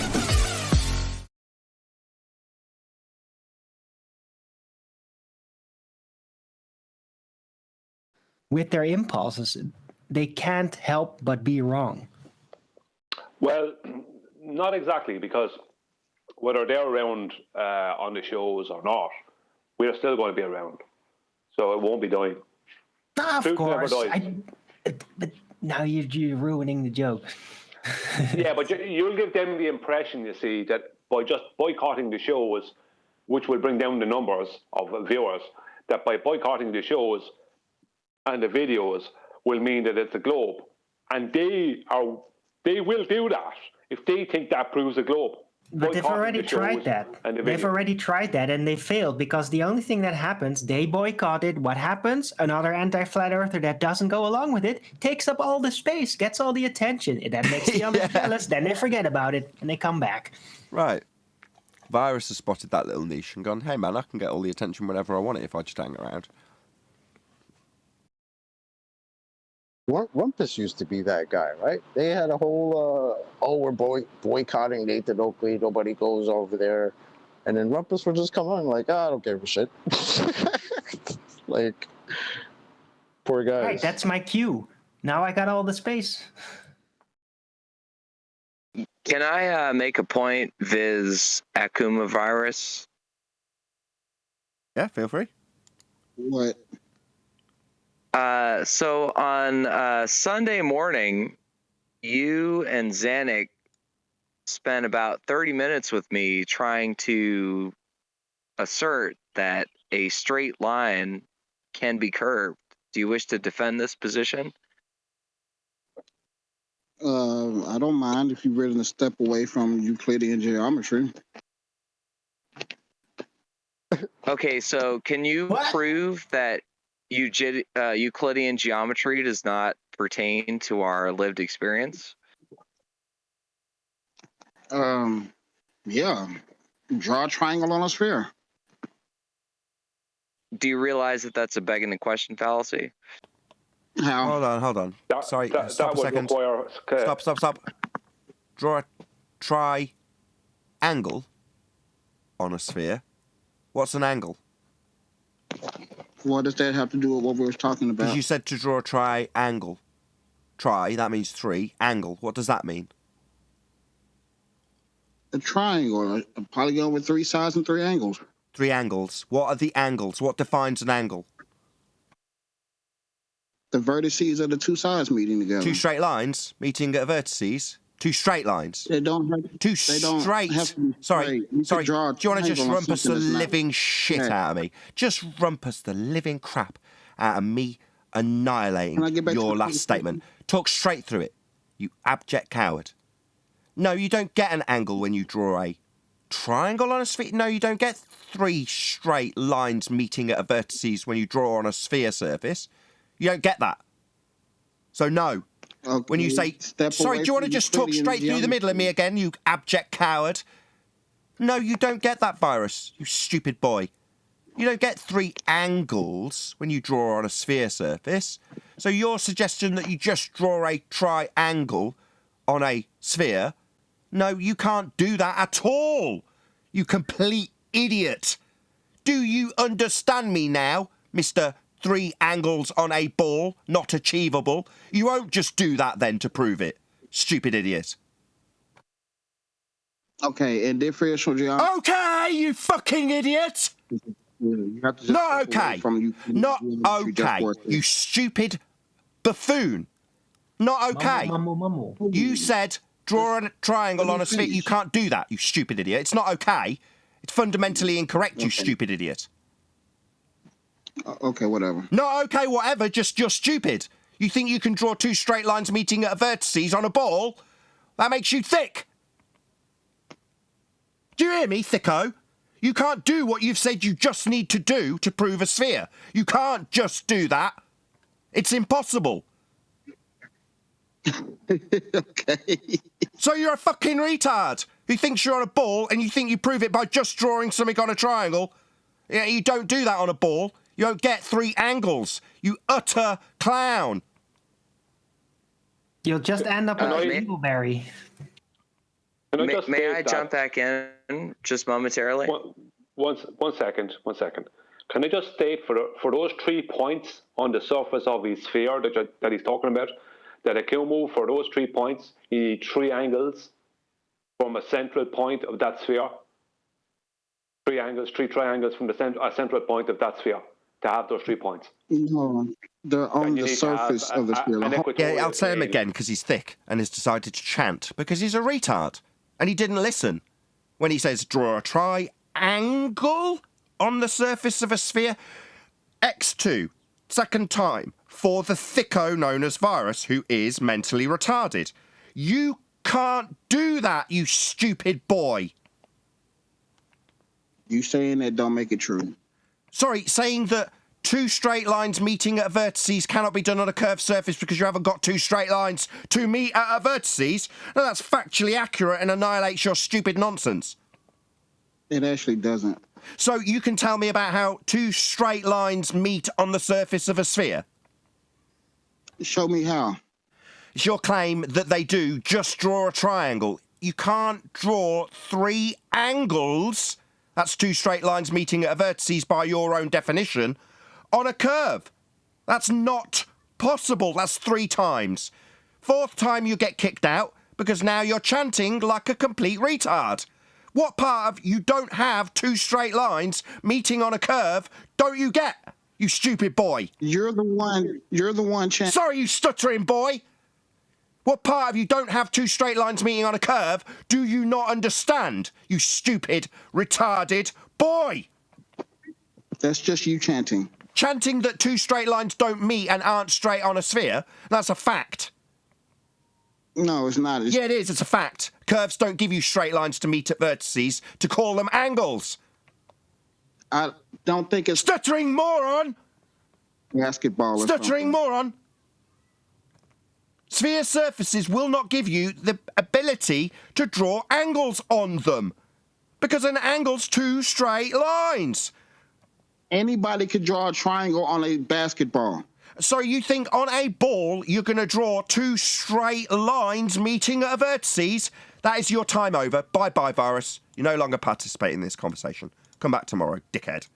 No, you are fundamentally incorrect, but that's what we get Well, how'd you prove your ball? Well, you just draw a three angles on this curve that won't give you angles ever. Fundamentally impossible to get two straight lines meeting at vertices on a curve. But he's going to chant it 5 times straight through the top of me when I annihilate his absolute nonsense that he thinks proves a sphere with a fundamental impossibility.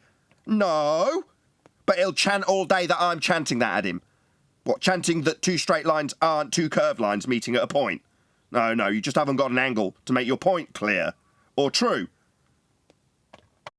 Can I explain? It's going to be a warped triangle, right? It's not going to be straight line. Well, what he's doing is he's using quadrant-based geometry, and they're taking the lines from the center of the sphere out. No, they're not. To 3 sides. No, they're not. That's what Brian asked him. And he specifically said no on the surface. No, so he's not coming from the centre of a sphere. He doesn't know what he's talking about.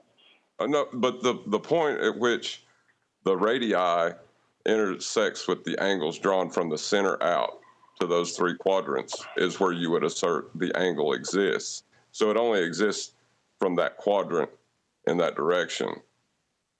But it doesn't exist on the surface of the sphere. It just exists in that quadrant. Let's not forget the original question that was asked to him by the dude. I don't know what dude's name is. Whiskey Shaman. Whiskey Shaman. Yeah, that's right. What's up, Whiskey? So repeat the question that you asked him one more time. The question I asked him was, is a straight line the shortest line between 2 points? That's what I asked him on Sunday night or Monday morning. No, you asked him to justify his claim that a curved line could be described as straight. That's right. Right, and then what did you say? You asked him, how do you prove that Euclidean geometry is not the geometry we use in the world that we live in, right? Answer, just draw a triangle on a sphere from Virus. That was his answer. Exactly. That's exactly. Right. So that's his proof of we don't live in Euclidean geometry. Just take a triangle or just take a ball and write a triangle on it. Answer from me, that's not a triangle. Answer from him, you're just chanting. Right, it's not a triangle. But that's what I was getting to with the quadrant-based. He's using quadrant-based geometry and trying to say an intrinsic angle. But the angle is measured from the flat plane quadrant. And then it's the okie doke, right? He tells Nathan, oh, you saying that doesn't make it true. No, Virus. It's not him saying that to you. It's you not being able to do it is what makes it not true. Try to keep up. Not true in his mind. Not true because he can't do it on a sphere. Therefore, not true in his mind. Not just because I'm saying it, which is what he's levelling at me, Chocolate. I knew what you meant, though. Yeah, the 3 points that he's going to create on the surface of his sphere will all come from internal angles from the center of his sphere. Triangles, 3 triangles. He'll be requiring a flat plane through the center of his sphere, basically a chord through the center. To do this, he'll actually make 3 real triangles to make up a totally mock thing that isn't a triangle on the surface of his sphere. And what he's said, and I didn't get a chance to say it to him, was that he won't be using or he'll be discarding Euclidean geometry. No, that is Euclidean geometry. Right, it's using it in spherical. It has to. What I was saying may I interject? Yeah, go ahead. There is a YouTube channel called Numberphile. Are you guys aware of that one? Yeah, I'm a subscriber. Yeah, so do you remember the one wherein the main host, the bald fellow, described how to create calculus, they had to approximate the rate of change of a slope to approximate a curve? Oh, that one? Oh, I've got it in my favourites list. No, I can't remember that one, sorry. Well, just dig through their archives and you'll see that even in describing a curve geometrically, it's all digital in the sense that it requires a successively minute version of right angle measurements to approximate a curve, even at the best description of a curve abstractly. And so it's not only the case that you need a flat angle measurement to do any kind of globe maths, but to do any kind of curve maths at all, you have to basically draw right angles to ascertain the lengths of ever more minute sections of a curve in That's math. correct. It's crazy. Or to put it more concisely, spherical trigonometry inherently utilizes Euclidean. Exactly. Yes. Yeah, that was the point I was trying to make. That's the point I was trying to make with the quadrant-based system that he was misusing. Is he's still using Euclidean geometry, whether he knows it or not, when he tries to assert that you can draw a triangle on the surface of a sphere. You're not doing it on, the angle is not coming from the surface of the sphere. It's from the quadrant, the flat plane quadrants that you draw out, the three that intersect after you, as you know, like a tangent plane. After you make that assumption, he's using a flat earth and then trying to assert that those angles are actually on a sphere. That's all he's done. Yeah, he doesn't understand at a fundamental level how that maths is utilising the centre of a sphere and quadrants and cutting out what can be described and is described as a equatorial plane when you're doing celestial navigation. But that type of geometry, as we've just repeated it 3 times, might as well repeat it again, inherently uses bog standard planar trig. Just bastardises it. That's all it does.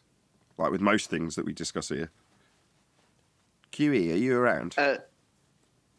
Wait. Before he comes in, let me just say, Nathan, one of my favorite rhetorical devices that I've ever heard you use is talking about disco ball Earth.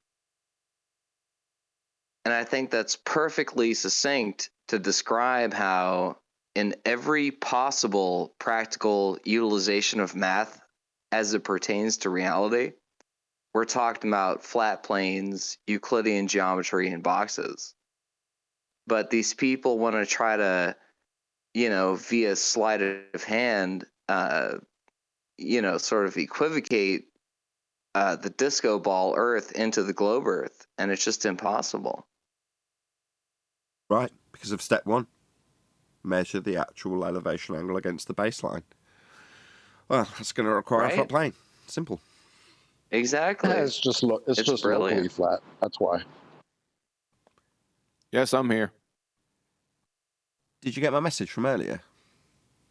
I did not. I didn't jump into. You put it in Skype? No, it's okay. I can just ask you now. Would it be possible for, if I nominate someone to play along with you, for you to go through the 3 questions from the sextant? Do you know which ones I'm referring to? 3 questions on the sextant. I think I could drum them up somewhere. Who wants to play along? Who's? Oh, I'll do it if you want.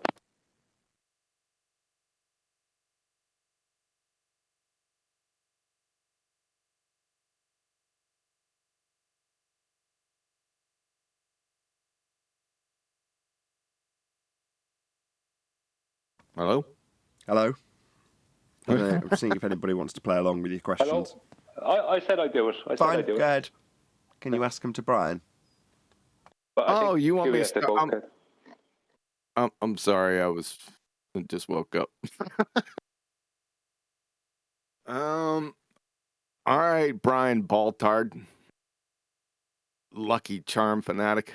Are sextants used by mariners to successfully navigate using the relationship between the Earth's surface and celestial objects? Yes. Number 2, are sextants used to obtain elevation angles from your position to celestial objects? Yes. Final question, number 3. Can you obtain an elevation angle from a curved baseline spherical surface? No, you need a flat surface, horizontal. Good. Yeah, the answer we normally get You isn't suck quite as as a baller, concise. Ryan. The answer to the third question is normally no, no, no, no, no, no, no, no, no, no, no, no, no, no, no, no, no. Yeah, I mean, I had to be like me saying yes to that, or when you said I suck as a baller. No, I don't, because I'm secretly claiming tangent planes. But you didn't know that. What? Secretly? Divining No, you your have to say motivation it's and an thoughts. apparent flat plane. There's only one way you can solve this. You can't say you have an actual flat plane. It has to be apparent. I said tangent It's plane. actually worse. It's actually worse than that, guys. There are some globers who claim that lines can be curved, and that's how they are able to justify that you can have a curved adjacent. Oh, that's You mean not it. straight lines. Straight lines can be No. curved. What do you mean? Just ask him what a triangle is. What kind of geometry Well, no, did they but study? I don't know, but listen, I was arguing with Zanuck and Akuma virus for literally hours on Sunday morning. Or no, sorry, Monday morning. And their repeated claim was that lines can be curved. So it wasn't that level was curved, but that lines can be curved. Yeah, they You can mean a be. straight line? Yeah, lines can be curved, but they won't give you angles then. Has anybody taken on the challenge of MC2 yet? I mean, with flat Earth being the only way that you can navigate, one would think that flat Earth assumptions should work quite well in navigation. Sorry, like the Well, flat Earth assumption of acquisition of elevation angle used in the challenge, you mean? It proves Yes. Go ahead. Use the assumption. Let's see you run the math. Yeah, so he's proved a flat Earth with his first measurement. Okay, go ahead. Show us. Go ahead and take on the challenge. Sorry, but did it's you? not Hold on, guys, just one sec. Just one sec, Brian. Sorry, did you hear what my response was? The challenge requires Earth to be flat in order to first acquire. Show me it working. My bad epidemic. Is it just my devastating fact going to be talked through immediately? I'll try once more. Well, since you're being non-communicative in this case, you're not addressing. Sorry, non-communicative would be you talking through the middle of my statement, would it? That's absurd. Yeah, that's absurd. I just need you to shut up. Just need you to shut up rather than getting ever further away from the fact about Toon. You asked about Toon. I'm trying to answer you. Last chance. You're not answering. So last chance. So me saying last chance. You twat. So now you're just swearing at me. Now he's run away. I love it. So rather than listen while my bloody panel will not shut up typically, the moment anything fucking interesting happens, the panel immediately all come off mute, don't they, simultaneously, to ruin every single word that's being said.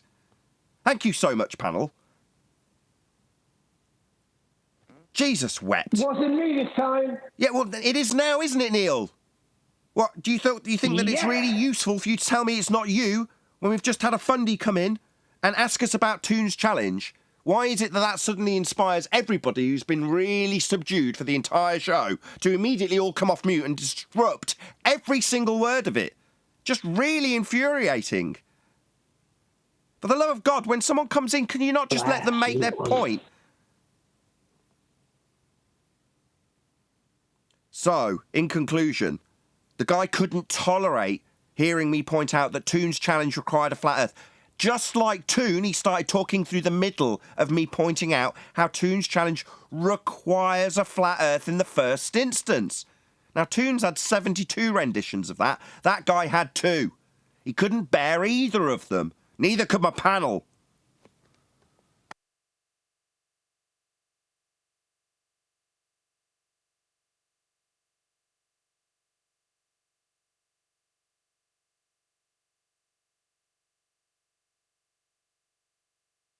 Oh, come on, Nathan. You can't blame us for laughing at that he actually ran away quickly.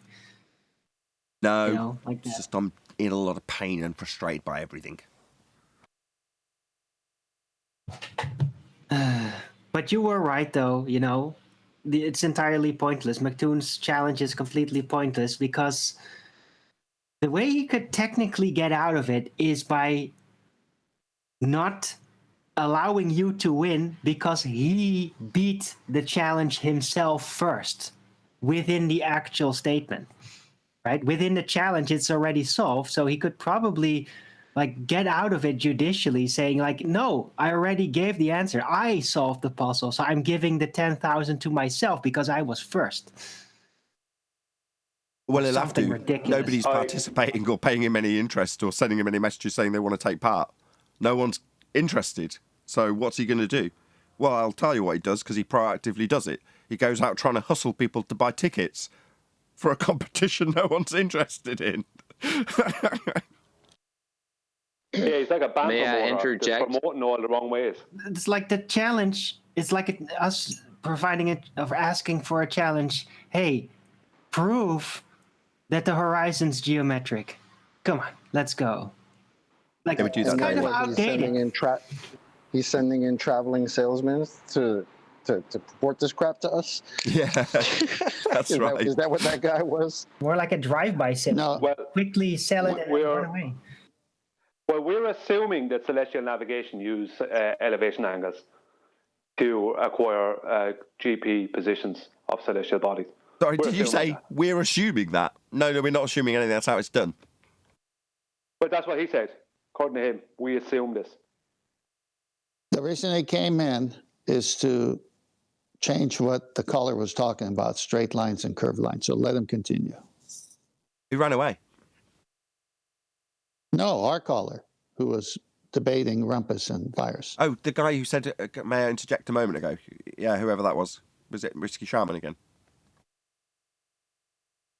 Yeah, I don't want to interject about that right this second, but I defer to 10th man's expertise on all of those matters.